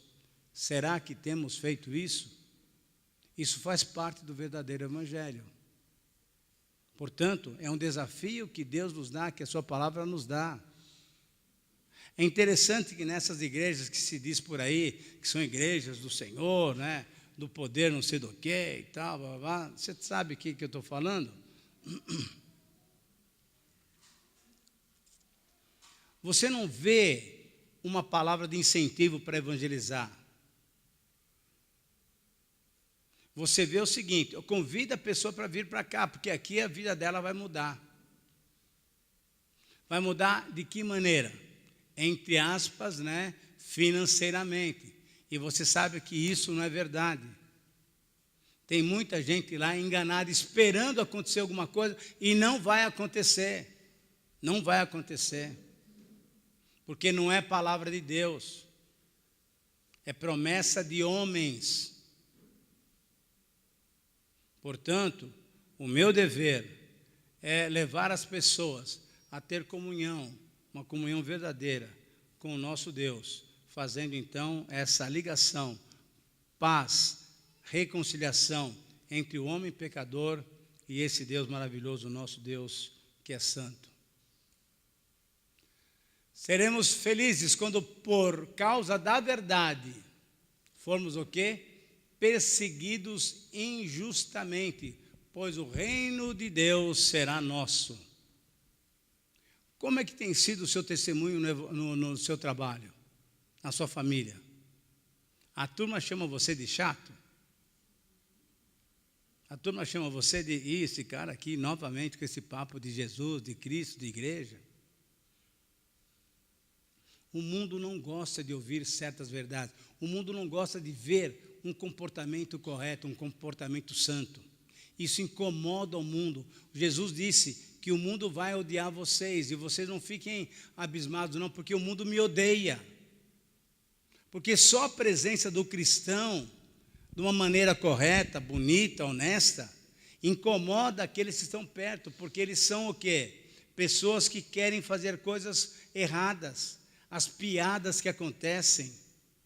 Você está numa rodinha de amigos lá, e aí vem alguém com uma piada, e você, porque é crente, firme, você não dá risada. Aquele pessoal, eles podem até dando risada, podem até ficar dando risada, mas eles vão se sentir incomodados. Por que esse cara é assim diferente? E aí, vão começar a falar, não vale a pena convidar ele não, esse cara é muito chato, esse cara é quadrado. E olha, o que está acontecendo é que você está sendo perseguido. Se a gente pensar na igreja do lado oriental, aí a gente vai ver que a coisa é ruim mesmo. Tem gente morrendo porque é crente. O Estado Islâmico, esse pessoal meio maluco lá da Ásia e do Iraque, da Síria, etc. e tal, eles têm matado cristãos assim, à torta e à direito. Talvez a gente não sofra essa perseguição, mas a gente sofre uma discriminação nos nossos ambientes. Por quê? Porque nós somos diferentes. E temos que ser. Não dá para a gente se adaptar ao mundo, meus queridos irmãos. Se nós queremos viver o verdadeiro evangelho, é dessa maneira que temos que viver. Mas aí temos mais alguns versículos e aí sim terminamos com essa maneira especial de olhar para o verdadeiro evangelho. O que diz a Bíblia nos versículos 11 e 12? Seremos felizes quando nos insultarem, quando nos perseguirem, quando levantarem todo tipo de calúnia contra nós, por causa do nome do Senhor Jesus, porque a nossa recompensa será indescritível. E aqui eu me permito compartilhar com os irmãos uma experiência minha, própria. Eu, quando era bem jovem, eu trabalhava numa firma aí no centro de São Paulo, no mercado de capitais. Isso é, aquelas corretoras que vendem seguro, que vendem letras de câmbio, que vendem ações e tal, você mais ou menos já ouviu falar por isso daí. E aí eu era crente já, estava estudando, já estava no 2º ano da faculdade, e estava me preparando para ser pastor. E tem um setor na firma, que era o setor de letras de câmbio. Letras de câmbio, que é o seguinte, é uma aplicação que você faz, você compra um título que vai vencer daqui a 1, 2 anos e tal, e você então vai ganhar um certo valor de juros, assim por diante. Você mais ou menos entende o que é isso. E aí, tem uma maneira de você lucrar mais com esse tipo de investimento. Você fazendo a coisa por baixo do pano. Então, aquilo que a turma chamava de PF. PF não é prato feito. PF é o que é? Alguém falou, por fora. Exatamente, faz tudo por fora. Tem uma nota, mas você faz por fora. E para controlar esse rendimento que vem por fora, tinha que ter alguém que pudesse fazer a contabilidade desse por fora. Eu lembro muito bem do meu chefe, o nome dele ele era um argentino chamado Uriel. E o doutor Uriel um dia me chamou na sala dele, eu falei, alguma coisa que eu fiz aqui que ele não gostou. Itamir, a gente tem visto seu trabalho aqui, você tem sido um empregado correto, honesto, fiel, nós queremos te dar uma responsabilidade muito especial. Eu falei, poxa, que legal, nós queremos que você cuide do por fora.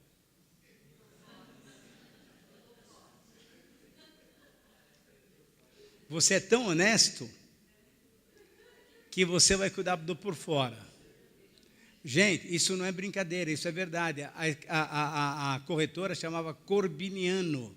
Se você um dia quiser pesquisar na internet, vai achar muito tempo atrás, agora a corretora não existe mais. Imagina que situação, como que a gente diz, né, que saia justa que eu fiquei. Eu estou estudando para ser pastor, para combater isso, e o cara me oferece exatamente isso para eu fazer. Eu falei, doutor Uriel, eu agradeço muito a sua confiança, etc. e tal, mas olha, eu não posso assumir essa responsabilidade não, porque eu estou me preparando para falar contra isso. Ele abriu uns olhos assim grandão e falou, mas Itamir, é uma oportunidade que você nunca vai ter mais na vida. Eu falei, joia, exatamente porque eu nunca vou ter mais na vida, eu não quero nunca ter na vida essa oportunidade. Dentro de 3 meses, eu fui mandado embora da firma. E a pessoa que ficou no meu lugar, porque eu tinha companheiros lá, amigos, né? Ele se enriqueceu rapidamente. Porque além de cuidar do por fora, ele também fazia por fora dele.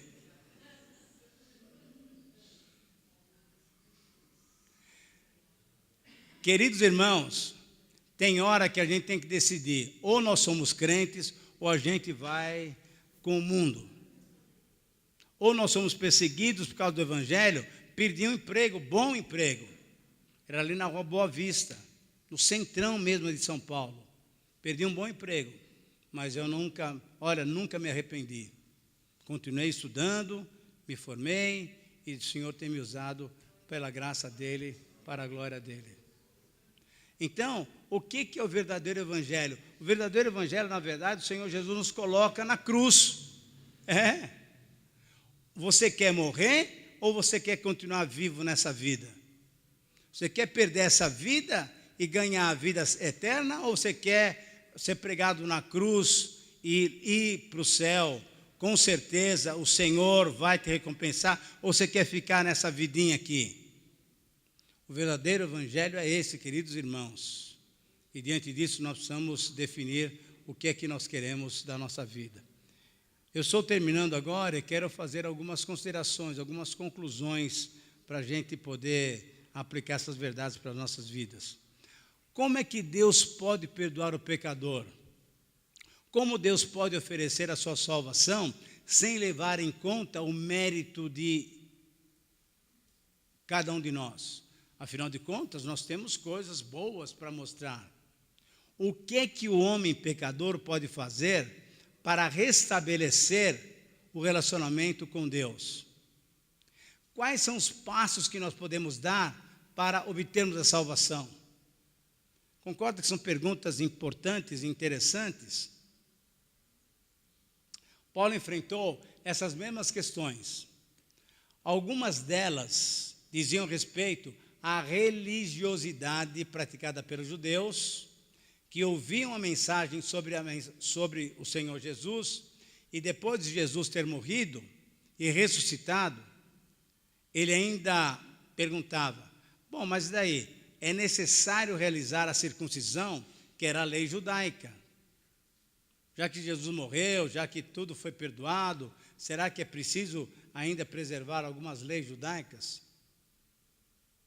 A religiosidade, e muitas vezes nós somos religiosos e não somos crentes mesmo, pergunta-se o seguinte, ainda sobre a religiosidade se perguntava-se o seguinte, Seria ainda necessário viver debaixo dos preceitos da lei? Ainda haveriam alimentos proibidos, ordenanças estabelecidas para se obter o favor de Deus? A Bíblia deixa claro que não. Por isso que eu logo li para vocês, Gálatas 5:1. Para a liberdade foi que Cristo nos libertou. Nós temos uma denominação aí, que ainda hoje faz o quê? Preserva o sábado, que é lei judaica. Não come carne de porco, que é lei judaica. Não toma café, porque eu também não sei de onde que eles tiraram isso, porque lá naquele tempo não tinha nem café. Agora eu faço uma pergunta para vocês, com toda honestidade, sem querer ser sarcástico. Se querem seguir tanto a lei, por que eles não se circuncidam?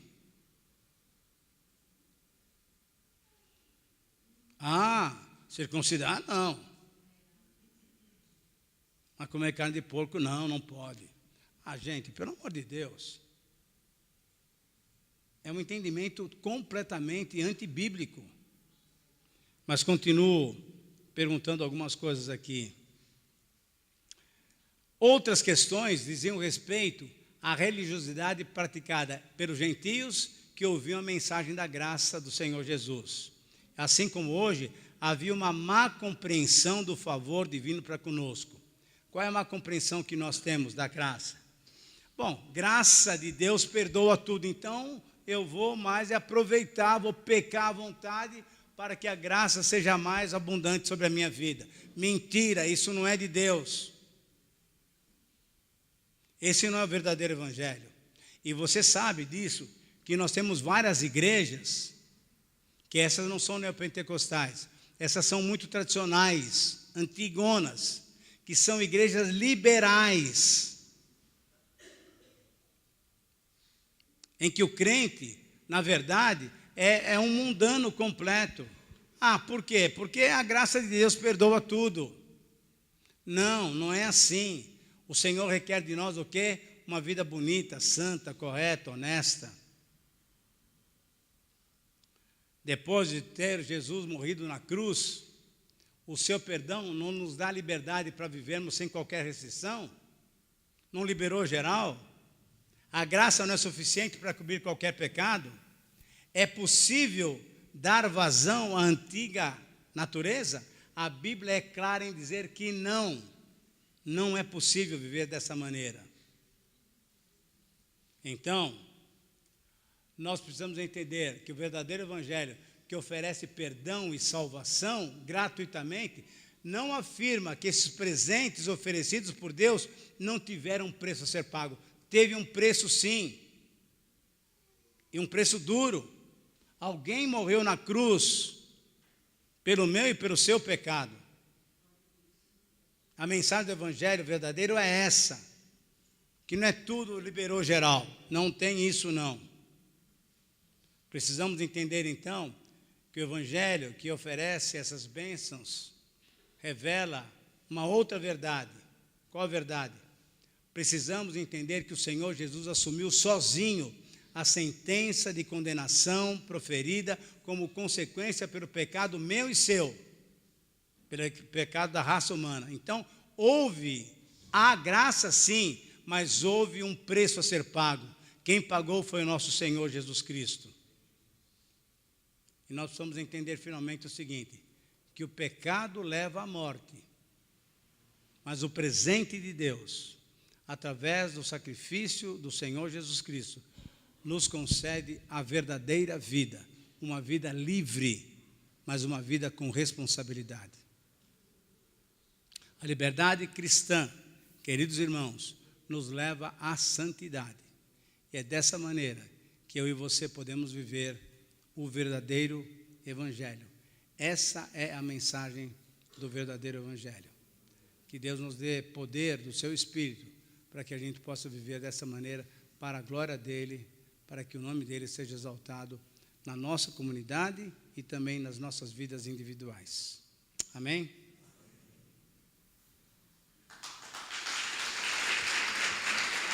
Vai ter as perguntas.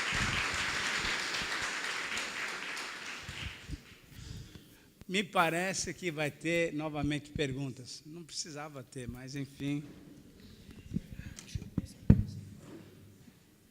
Mestre, eu posso começar com a pergunta? Que é isso? Eu quero fazer pelo menos 4.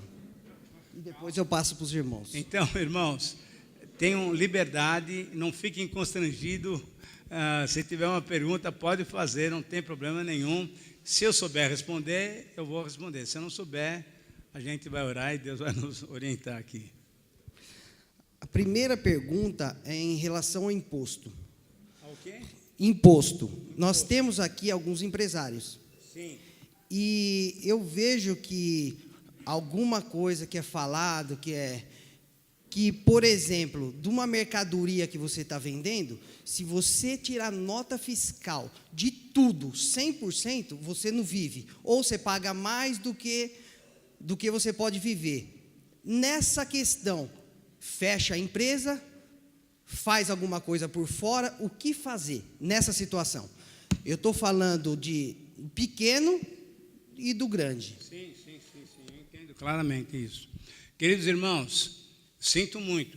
Eu acho que a Bíblia, na minha posição, biblicamente é radical. Ou você fecha a empresa, se você não consegue competir com o mercado, e tem pessoas que fazem o erro, e por isso tem mais vantagem sobre você, tente procurar, diante de Deus, uma outra área que você possa trabalhar honestamente. Não dá para a gente entrar nessa jogada do mundo. Eu não recomendo. A mão de Deus vai pesar sobre você. E uma outra coisa, então, já aproveitando essa situação. Se você é um empresário, por gentileza, pelo amor de Deus, não tenha um sócio que não é cristão. E se tem alguém aqui que já tem sócio não cristão, se você puder, rapidamente se desfaça disso. Não pode haver comunhão entre luz e trevas.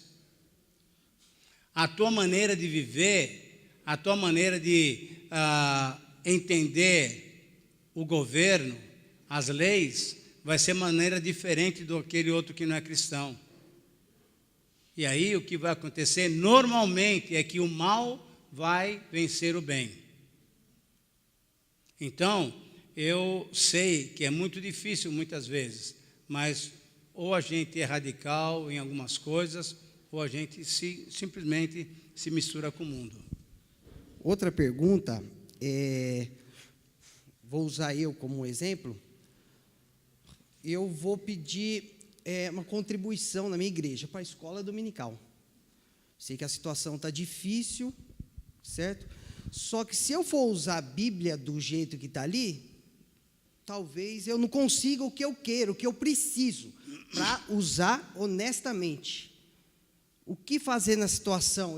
Às vezes eu dou uma entortada na Bíblia, por quê? Porque eu estou precisando, mas não é para mim, é para ajudar a igreja. Não tem como.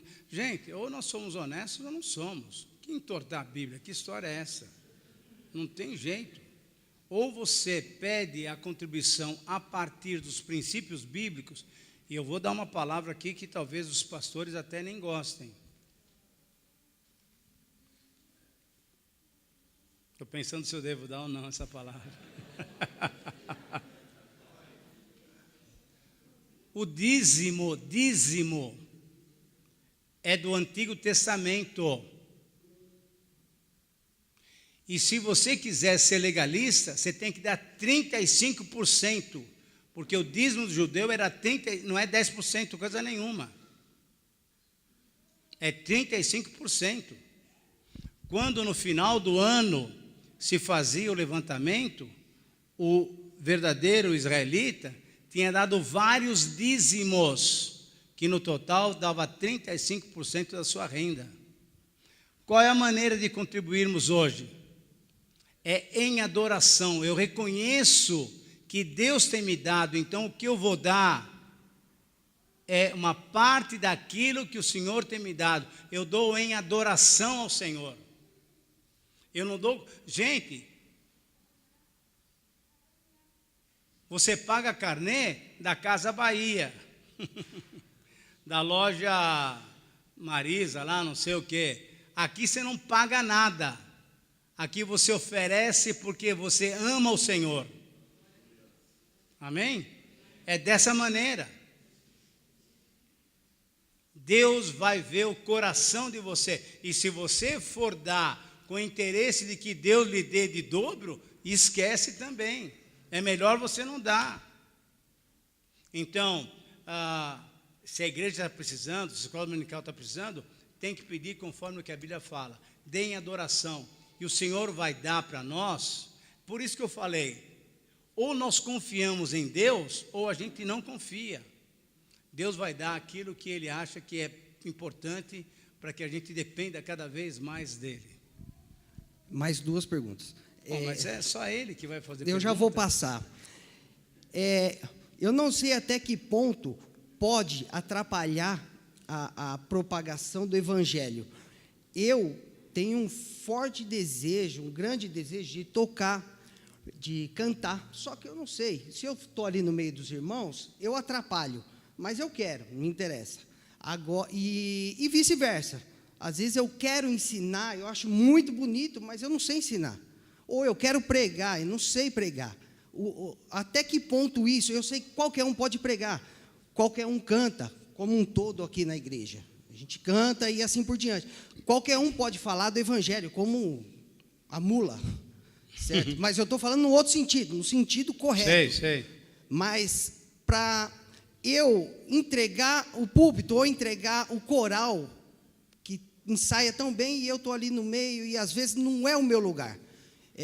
Não sei se atrapalha ou isso pode ser relevado, como é que... Eu creio que a Bíblia tem nos ensinado no Novo Testamento que Deus tem concedido dons. E dons para cada um de nós sermos usados para a glória de Deus, para a edificação do corpo de Cristo. Então você tem que entender claramente qual é o seu dom e você tem que ser usado naquilo que Deus tem lhe dado como potencial. Então, se você não tem o dom do ensino, não queira ficar ensinando porque a coisa não vai funcionar bem. Mas se você tem o dom do ensino, se você fica quieto no teu banco aí, Deus um dia vai cobrar de você. Então, tanto no ensino, como na música, como na visita aos hospitais, Deus tem dado capacitações especiais para cada um de nós. O que precisaria fazer é um trabalho bem sério de reconhecer quais são os dons, qual é o meu dom, e a partir daí, então, atuar conforme Deus tem dado capacitação para mim. Última pergunta. Eu tenho um forte desejo de ser uma pessoa rica, mas é para ajudar. Eu quero ter dinheiro, mas é para ajudar, mas eu não tenho. Deus, às vezes, não dá aquilo que eu quero. Então, eu queria saber se tem alguma solução, se eu posso orar mais forte. Né? Provavelmente, se Deus não tem dado para você, é que Ele sabe que se Ele der, a coisa vai desandar. Ele conhece o nosso coração, né, pessoal? Então, Ele vai dar, e Ele tem dado, né, para várias pessoas, coisas boas, bem financeiro, né? Porque essa pessoa tem sido honesta para ser um canal da bênção de Deus para outras pessoas. Muitas vezes Deus não dá para a gente porque Ele sabe que se Ele der, a gente vai querer acumular. Na verdade, o rico, e é verdade, tem gente rica e tem gente pobre. O rico é rico para ser uma bênção na vida de outras pessoas. Se você é rico e você está guardando só para você, cuidado. Eu tenho uma sugestão. Dá todo o seu dinheiro para mim e faz um dash. Vai que funciona. Paz, pastor. Bem, eu queria saber a questão dos... hoje nós vivemos o evangelho da judaização, um monte de ritos, julgo. Como o irmão explicou aí, como eu posso usar as epístolas paulinas, contextualizando para os dias de hoje, assim como Paulo combateu, a Gálatas que o irmão ensinou aí, Paulo combateu. Como eu posso usar isso nos dias de hoje, para combater esse falso evangelho? Joia. E é verdade, hoje nós estamos vivendo cada vez mais um tempo de judaizantes, né? Nós queremos voltar, então você tem Graças a Deus aqui não tem nada disso. Aleluia, posso falar com tranquilidade. Mas você tem igreja que você tem a arca, né? Tem o shofar, tem uma porção de coisas que lembram Israel. Quando nós enfatizamos isso, sabe o que a gente está fazendo? Está falando, Jesus, o teu sacrifício não valeu nada. Eu prefiro ainda aquelas coisas do Antigo Testamento. Sabe, deixa eu falar uma coisa para os irmãos. Porque nós que somos evangélicos, não temos em nada de santo, nem nenhuma imagem no nosso templo, parece que a gente quer ter alguma coisa. Não tem nada, porque a cruz de Cristo está vazia, o túmulo está vazio. Jesus preenche a nossa vida e só Jesus. Então, a carta de Paulo aos Gálatas, por exemplo, é uma carta que acaba com esse pessoal. E toda hora um menorá, e toda hora não sei mais o que, um shofar e tal. Esquece isso. Jesus pagou o preço do nosso caminho até Deus. É isso que vale, é isso que importa. A paz, pastor. Eu gostaria de saber, porque a gente está sofrendo nas escolas muitas ideologias. Sim. Né? E uma delas, está até, inclusive pegando até minha sobrinha, eles estão usando uma passagem da Bíblia, ainda ela falou, tia, eles estão mostrando na Bíblia, porque a gente não pode comer mais carne, não pode comer galinha, não pode comer um monte de coisa. E comer só vegetais e frutas.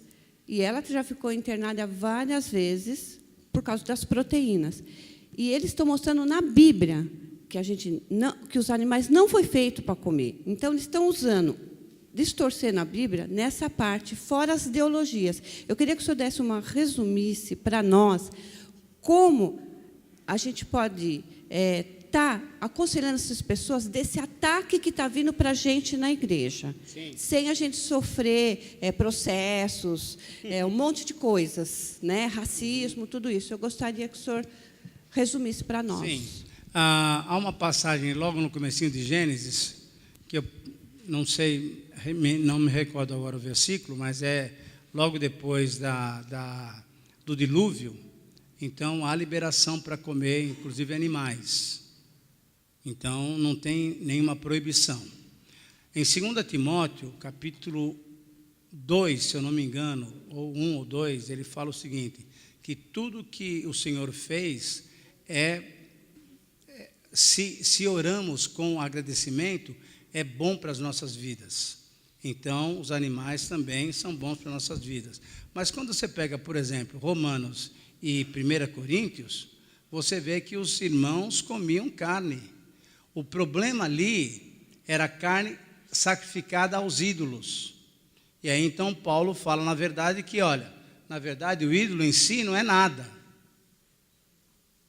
Então, você pode comer a carne. E se ele está falando que pode comer a carne, é porque é uma possibilidade de você se alimentar de animais mortos também. Então, não há restrição bíblica, de jeito nenhum. Se eles têm usado textos bíblicos, precisaria ver primeiro que texto que é e como eles estão distorcendo isso para, então, invocar essa ideologia que é completamente errada, não tem base bíblica. Não tem base bíblica. Os sacrifícios do Antigo Testamento são claros, né? O sacerdote comia parte do sacrifício. Então, desculpe falar, esse pessoal está indo além dos limites. Não tem base bíblica mesmo. Irmã, tinha uma última pergunta, né?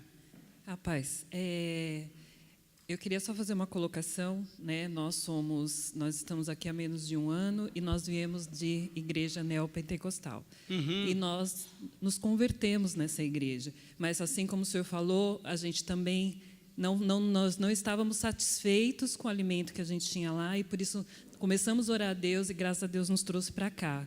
Graças e hoje a gente está recebendo, né, esse alimento. Na verdade, a gente está desconstruindo tudo aquilo que a gente aprendeu e estamos aprendendo tudo novamente. Sim. E isso é só para reforçar que dentro dessas igrejas existem pessoas que estão com o coração ali puros, estão realmente achando que estão buscando a Deus.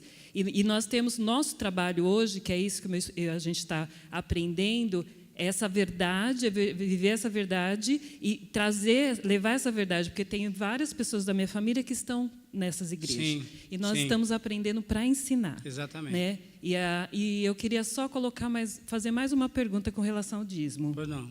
Eu aprendi, e eu trouxe para cá, a dar o dízimo em amor, para sustento da igreja.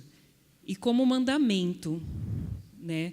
E assim, eu queria só saber, hoje eu dou meu dízimo com prazer e dou para sustento da igreja, mas também como mandamento. Está errado eu manter esse pensamento? Não, cada um é livre diante de Deus, mas a Bíblia no Novo Testamento não manda mais. Você tem que dar, continuando a dar por amor, com alegria, porque Deus ama o que dá com alegria. Não é mais obrigação. Gente, desculpe os pastores se têm um outro entendimento, mas, por favor, o que Deus requer de nós é um coração limpo, alegre, satisfeito com Ele, dependente dEle. Quais são as ordenanças que Jesus deixou para nós? 2. Quais são? Não estou ouvindo, fala bem alto. Não. Ordenanças. Batismo e ceia, só. Agora, o amor, etc. Isso aí tudo faz parte da vida cristã. Então, eu não tenho mais obrigatoriedade para pagar. Eu devo contribuir para o sustento da obra de Deus, para crescer o ministério, para enviar missionários. Isso eu tenho que fazer mesmo. Porque se eu estou recebendo, eu tenho que dar. E vou dar muitas vezes em questões financeiras. Gálatas é muito claro. Gente, se você pudesse comprar o livro de Gálatas, seria muito legal. Muito bem. A questão é a seguinte. Paulo fala o seguinte: aquele que recebe bens espirituais, contribua com bens materiais. Então, simplesmente, eu reconheço que Deus tem me alimentado, e eu quero compartilhar com outros irmãos, com outras pessoas. E eu vou fazer isso através de quem? Através desse ministério, através dos pastores, através dos missionários, e assim por diante. Então, eu não dou por obrigação, eu dou porque Deus tem me dado. E a partir daí, então, a minha vida é uma vida realmente salutar, uma vida gostosa. Agora, eu quero louvar a Deus pelo seu testemunho. Gente, isso é muito sério. Gente, se vocês ouviram o que ela falou, isso é muito sério, e louvado seja o Senhor, porque ela encontrou aqui nessa igreja palavra, alimento. Isso é sério, irmãos queridos pastores. Isso nos alegra o coração. Porque, na verdade, é o que ela falou. Infelizmente, lá tem gente salva sim, procurando sim, enganada sim. Mas um dia Deus vai abrir os olhos, e eles vão procurar igrejas sérias que amam o Senhor, que amam a palavra de Deus. Louvado seja Deus pelo seu testemunho. Só mais uma colocação, tá? O senhor falou na sexta-feira que hoje ia ser mais fácil. Não é. O evangelho é sério, né? É muito sério, é muito sério. O texto que o senhor falou do alimento, né, das carnes, o nosso irmão ali, ele achou lá, Gênesis 9, 3 e diante, né? Que fala comer sobre todos os animais viventes.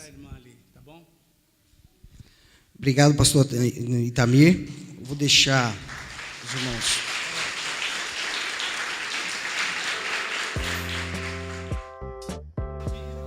Graças a Deus, o nosso evento aí foi acima do esperado. Nós agradecemos a todos que contribuíram, que vieram em todas as situações, o pessoal que preparou o café, o pastor Itamir, que veio aí para nos ajudar. E a nossa intenção aqui era que a palavra fosse pregada, que a palavra fosse incentivada. Ou seja, a gente tem que viver o verdadeiro evangelho. A gente vivendo o verdadeiro evangelho faz toda a diferença na nossa vida. E é isso que ele veio nos trazer, nos ensinar a andar corretamente nesse caminho. Nós já estamos nesse caminho, mas ele veio aqui para nos ajudar um pouco mais, dar um pouco mais base para a nossa situação que nós estamos aqui. Então eu agradeço a todos, agradeço aí a oportunidade. Eu achei fantástico, foi uma bênção para crescimento espiritual, crescimento de vida, a gente aprender sobre o evangelho no nosso cotidiano, na nossa vida, do nosso dia a dia, né? Que ser cristão, exercer, né?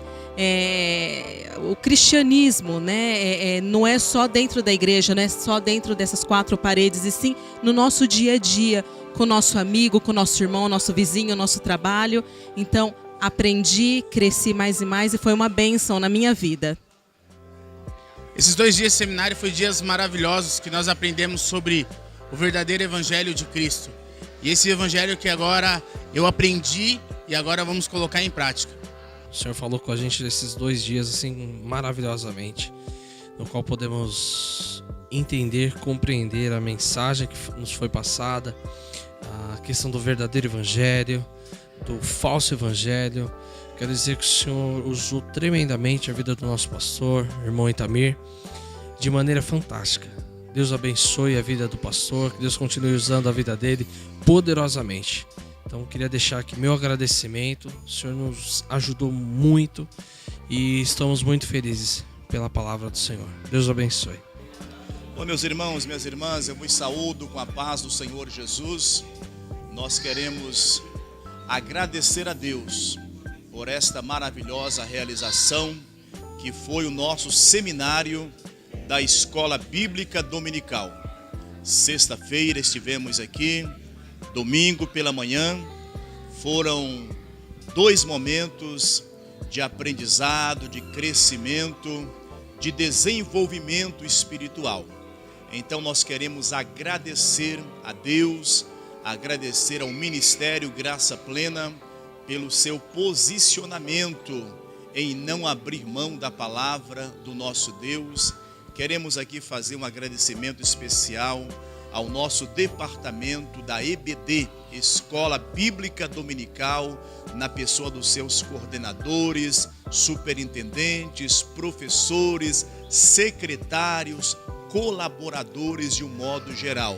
Agradecer também ao nosso palestrante, pastor Itamir, que esteve conosco na sexta à noite e no domingo pela manhã, nos trazendo a bendita e poderosa palavra do Senhor nosso Deus, corroborando, enfatizando com aquilo que a igreja acredita, tem pregado, tem vivido aos longos anos de sua existência. Que Deus abençoe e com certeza 2019 teremos novamente o nosso seminário da Escola Bíblica Dominical. E fica também aqui o convite para você que ainda não é aluno, não frequenta a nossa EBD, que você possa frequentar para que você possa desenvolver e ser realmente também usado nas mãos do Senhor nosso Deus. Deus abençoe em nome de Jesus. Amém.